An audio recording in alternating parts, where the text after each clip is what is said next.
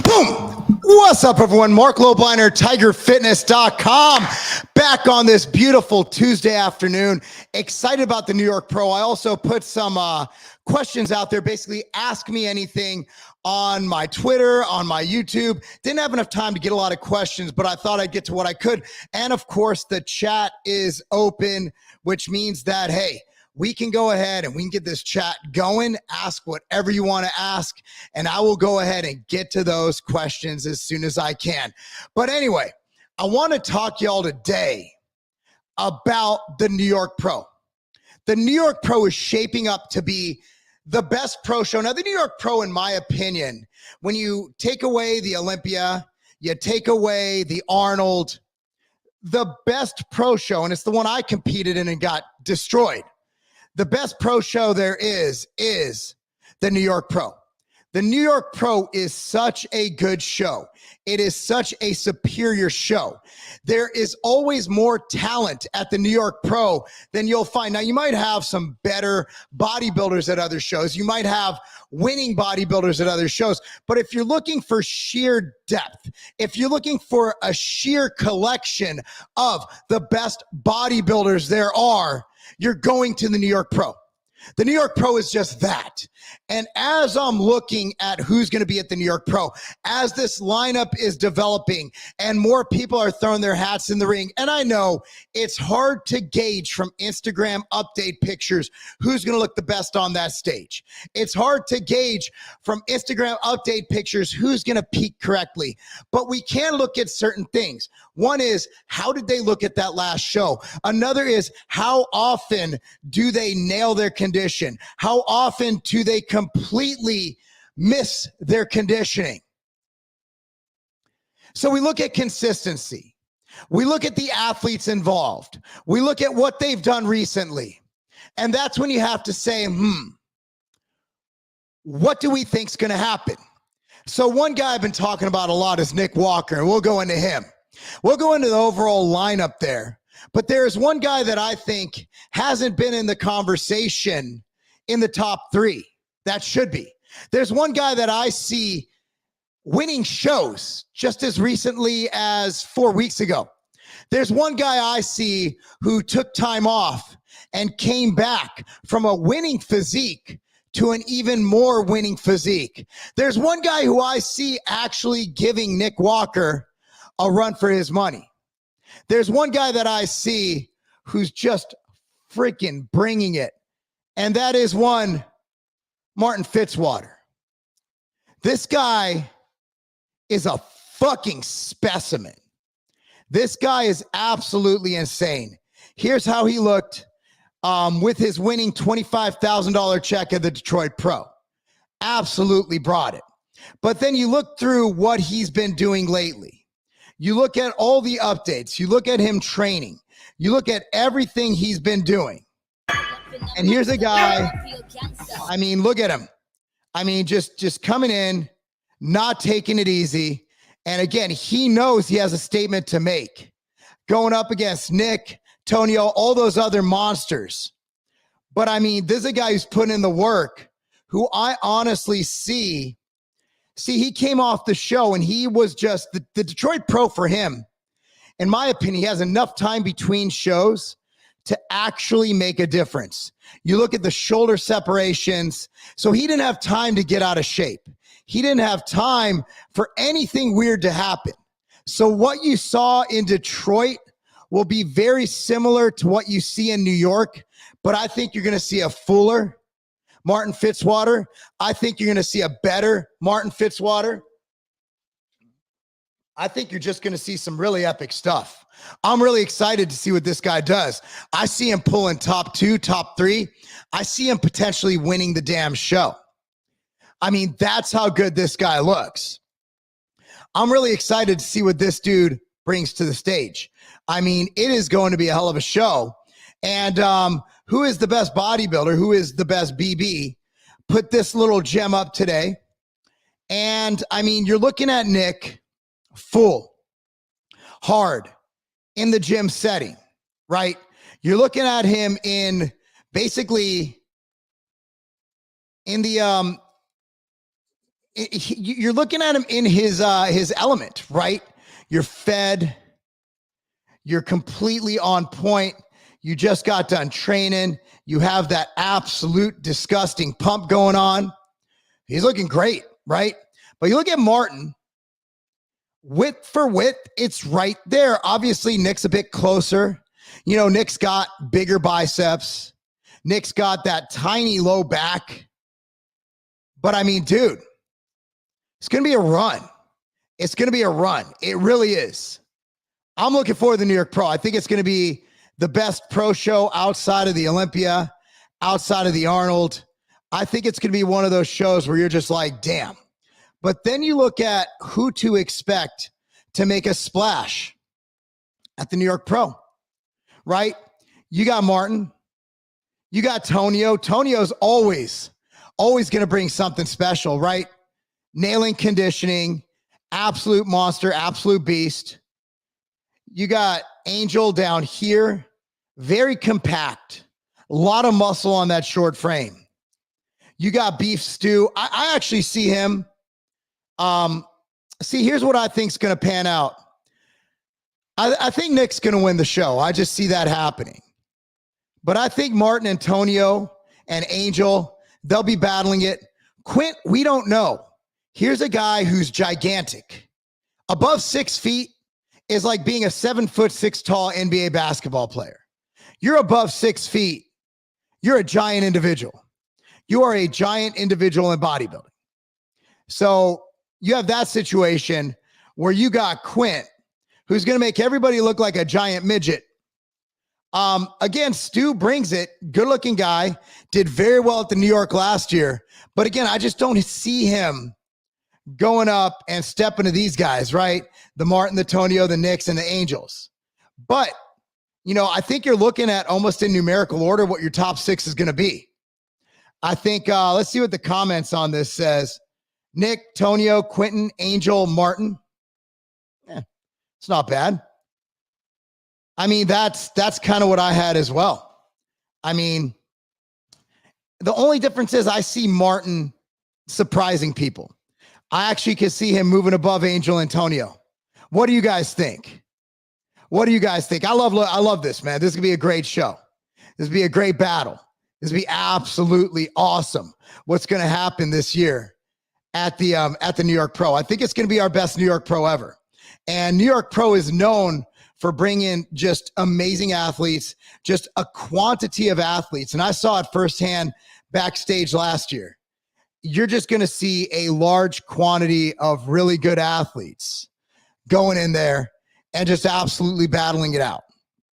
Absolutely battling it out. So as we go further, we always get this debate about old school versus new school. And Dorian always goes, and I love Dorian to death, but he always basically says that the young guys don't bring conditioning. The young guys don't bring shape. The young guys aren't grainy. They don't diet hard enough. That they wouldn't even place in the 90s. Guys, Dorian at his time was the original grainy, nasty mass monster. As I look at what's going on, as I look at how this is developing, I truly see bodybuilding better than ever. You look at a Nick Walker who, you know, top 3 guy, top 4 guy now. I think he would have beat Dorian. I do. I think he brings the shreddedness. He brings the graininess. He brings all that quality to the stage that Dorian just, you know, at the time, he was the grain guy. But as I look at this, man, you look at the new crop of bodybuilders, you look at the Hotties and the Derricks. Derek's got a wider, bigger back than Dorian. Hottie comes in grainier than Dorian did. How can you make the argument that this era isn't as good or better than the era of the Dorian Yates, of even Ronnie and Flex? How can we make that argument? People keep saying bodybuilding's regressed. Then I just point to pictures like this. I understand, you know, I said it before with the Martin picture. You got stage versus gym. You got angles. You got lighting. You got a lot of factors built in there. But at the end of the day, dude, we got to take it for what it is. Bodybuilding is the best it's ever been. Bodybuilding is in its peak. Bodybuilding is better than it's ever been. Bodybuilding is just amazing to watch. And again, the New York Pro, man, if you guys aren't getting the live stream, you're not going there live, you're missing out. You ain't going to see it like you will on Instagram. This is one of those shows you got to watch. If you buy one show this year on stream, it's going to be the New York Pro, because I'm personally interested to see how these guys do. I want to see how Nick Walker does. I want to see how Martin does. I want to see how Tonio does. That's all I got to say. What do you guys think? It's my topic for the day. Let's get on to questions. So I'm going to start. This was actually one of the YouTube questions. I believe it was the only one. But I'll address it. No problem. I'll answer anything. Let me go ahead, get that off there. Seth Frosey's latest video, he describes EAA as telling your body what it already knows what to do, and BCAA is giving your body what it doesn't have. BCAA versus EAA, any thoughts? Well, again, like, I'm friends with Seth, so I'm not going to shit on him. So I'm not even going to address what he said, because I don't know what he said, because I don't watch fitness Instagram or YouTube. I just don't. My time is spent now with evening rants, researching what we're going to do, the topics, the guests we have on. Last night, we had a huge segment, evening rants on human trafficking. Again, it's just something that my time is spent not in the fitness world, other than following the bodybuilding stuff. I don't give a shit what Seth says. And that's nothing against Seth. I don't watch any of that stuff. I just don't. So let me tell you exactly what BCAA and EAA are. Seth is kind of wrong if that's what he said. I don't know what he said. So BCAA are EAA. There are 9 essential amino acids. 3 of those 9, or a third, or 33% of the essential amino acids, are the branched chain amino acids. The key is there are data supporting the branched chain amino acids and the amounts to use, and also what they do for muscle protein synthesis. So you look at the data. For example, the study I've done many videos on, I'm not going to rehash that here, where you had a whey protein group, a branched amino acid group, and you had a control group, which is Gatorade, all same calories, same diet, same training, 36 people, 12 per group. The whey protein group gained 9 pounds of lean mass. I'm sorry, the control group gained 0. They gained 1 pound of lean mass, and they lost no fat, because their diet and training were on point. So they gained muscle, but they didn't lose fat. It was a hypercaloric diet. The whey protein group gained 4 pounds of lean mass and lost 2 pounds of fat. The branched amino acid group, which is the equivalent of 14 grams of BCAA during training, gained 9 pounds of lean mass, lost 4.5 pounds of fat. This is a collaborative study done by the Weider Research Group and the College of Charleston. So, with that being said, we have data to support that. You got to assume that whey protein has all the essential amino acids, right? It just doesn't have that bolus of branched amino acids. Then the BCAA group had the bolus of branched chains in the 2-to-1-to-1 ratio of leucine to isoleucine to valine. The carbohydrate group was simply carbohydrate. The calories were equivalent between the Gatorade, the branched chain, and the whey protein group. So you can't say it's due to extra calories, less calories, et cetera, et cetera. So with that being said, we have data supporting what ratios to use on branched amino acids, and we have data supporting that it does build muscle and burn fat when in a controlled environment up against randomized controlled humans in human studies. So we have that data, which, by the way, was published in 2009. I helped fund that study, so if you want to accuse me of being a lying bastard, go ahead. But if I didn't fund the study, who the fuck else was going to fund the study? They're busy funding studies on curing cancer and shit. They don't give a fuck about muscle growth in young males. They just don't fucking care. With that being said, the problem with essential amino acids is we don't know what ratios to use. Now, in an ambrosia hydroglyph, which is a product that I made, we do have best of both worlds. So we have the essential 9 amino acids. So the thing about the amino acids, amino 9, we have that in there. It's patented from Compound Solutions. So we have a ratio that does have data on our essential amino acid blend. Now I'm going to be forthright and honest. The data on those amino acids were in sarcopenic elderly folks. So we have to extrapolate and we have to deduce that if this worked in old people with muscle wasting, that it'll also work in bodybuilders or in people trying to gain muscle and lose fat. Now, to mitigate the fact that we lack data there, we also used adequate amounts of basically fermented amino acids, which are derived from fermentation from glucose, leucine, isoleucine, and valine. So let's say the essential amino acids do nothing, or maybe just add your amino acid pool. That's fine. We have enough branch chains in to offset that. So to say that essential amino acids are telling your body what it already knows what to do, and BCAA are giving your body what it doesn't have, that is completely incorrect, because the essential amino acids are branched chain amino acids. We've just isolated those essential amino acids to 3 of the essential amino acids that we need, leucine, isoleucine, and valine, that we know if we take a bolus of them, that there are good chances based on human data, which again is contradicted in other human data, being forthright and honest. We have data showing that it might cause a great increase in muscle growth. Again, with the study we did, which was a 12-week study, you have 9 pounds of muscle gain, 4.5 pounds of fat loss, versus placebo, which was 1 pound of muscle gain and 0 pounds of fat loss.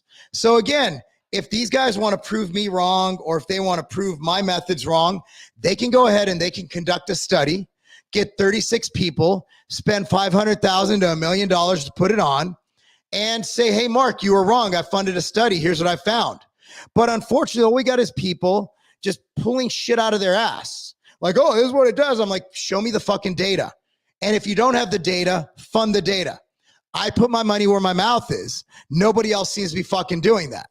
So again, this is not an insult to Seth. This is an insult to everybody who is just pulling shit out of their ass. Twin Lab did it with their EAA, debunked their stupid meta-analysis, which was just so fucked up how they did it. Do the study, or I'm the only one who can really speak on it, to be honest with you. Like, I've actually seen the data. I've partaken. I put my money where my mouth is. So unless you're going to actually step up to the plate and fund the study, that makes no fucking sense. BCAA, REAA. Branch chain amino acids are essential amino acids. We just isolated the 3 of the EAA, and we found a ratio that has been scientific. Does that mean that a 3-to-1-to-1 won't work as well? No. Does that mean that a 1-to-1-to-1 won't work as well? No. Does that mean that an 8-to-1-to-1 won't work as well? No. What it means is that the data we have displays that we can make those claims on 2-to-1-to-1 and have the scientific, human studied, placebo control group studied data to back up the shit we're saying. Until you actually have the data to back up what you're saying, it's all just hearsay. It's all just pulling numbers out of your ass. So again, that doesn't make sense, because BCAA, REAA. I repeat, BCAA, REAA. So with this, I don't know why they sell EAA and not both. They do. Because if you have essential amino acids, 3 of those 9 motherfuckers are BCAA. Again, well, I'll say it one more time. Branch chain amino acids are essential amino acids. Say it with me. Branch chain amino acids are essential amino acids. Again, just me speaking scientifically, not saying Seth's below me or stupid. I'm just saying that here's the data. Decide what you want to buy. I have a product called Machine Fuel. I have a product called Hydroglyph. Axe and Sledge is a great brand as well. Their EAA product is good to go. It has branch chains in it because it has EAA in it. To that, I'll toss up a cup of Machine Fuel to you. On that, let's go to the Twitter questions. Just a couple of them, guys, and I'll let you be on your way. Let's make sure this thing came up. And of course it didn't. Let me put it up here. Boom. There we go. So this is from Josh Gilstad. What is your favorite workout split, or how do you prefer to train? So it all depends on what I'm doing at that time. Like, for example, my thumb, I'm cleared to box and stuff. So if I box, I won't be training 6 days a week, 5 days a week. I'll be training 4 days a week max, because there's no way I'm going to recover from boxing even 1 to 2 days a week to be able to train with that frequency, because I don't think anybody can recover that well the way I train.